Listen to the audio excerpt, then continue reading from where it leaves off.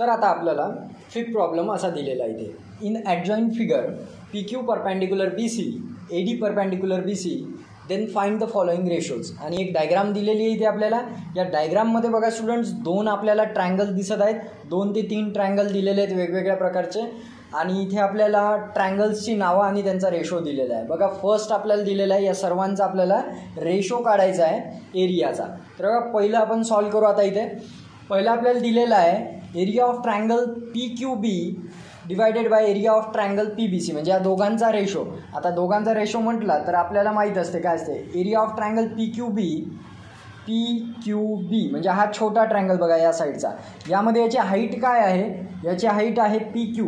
So P Q multiply by त्याची base काय आहे B Q, so multiply by B Q आणि divided by triangle P B C. या area of triangle P B C म्हणजे हा खालच्या साईडचा मोठा ट्रायंगल, याचा काय असणार आहे बघा हाईट आहे पी क्यू. सो इथे मी लिहितो P Q multiply by base आहे पूर्ण B C, so B C. आणि इथे P Q get cancel, so our answer will be B Q divided by B C. अशा प्रकारे आपला फर्स्ट क्वेश्चन हा सॉल्व झाला. आता बघा नेक्स्ट, आता इथे काय दिलं आहे ट्रायंगल पी बी सी दिलेला आहे. ट्रायंगल पी बी सी म्हणजे पी बी सी परत तोच ट्रायंगल आहे आणि त्यामध्ये हाईट आहे P Q multiply by base आहे B C, so P Q multiply by B C divided by triangle A B C.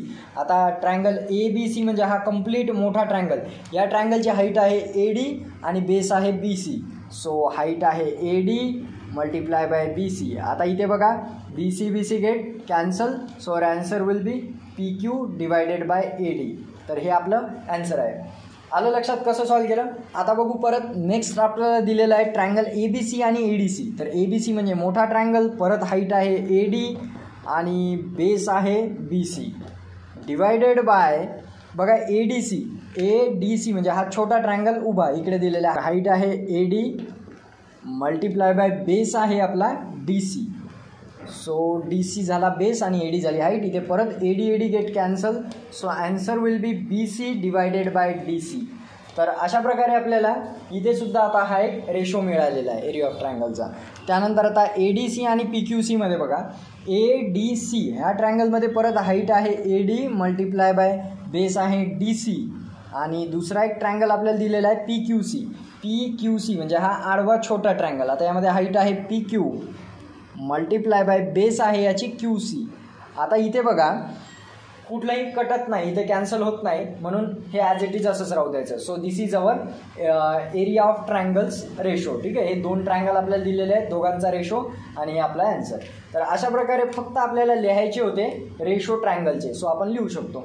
जर इन केस आता हे कॅन्सल का झाले तर कॅन्सल याच्यामुळे झाले कारण कुठे कुठे काय होते कॉमन बेस असते, कॉमन हाईट असते. जर थिंग्स कॉमन असतील तर त्या ऑलवेज कॅन्सल होणार आणि ज्या उरलेल्या असतात तर त्याच्यावरून आपण आपला रेशो काढू शकतो. आता जर या 2 गोष्टींचे तुम्हाला व्हॅल्यूज दिलेल्या असतील, जर तुम्हाला काहीतरी न्यूमरिक व्हॅल्यू दिली असेल तर तुम्ही इझिली या दोन्ही ट्रायंगलचा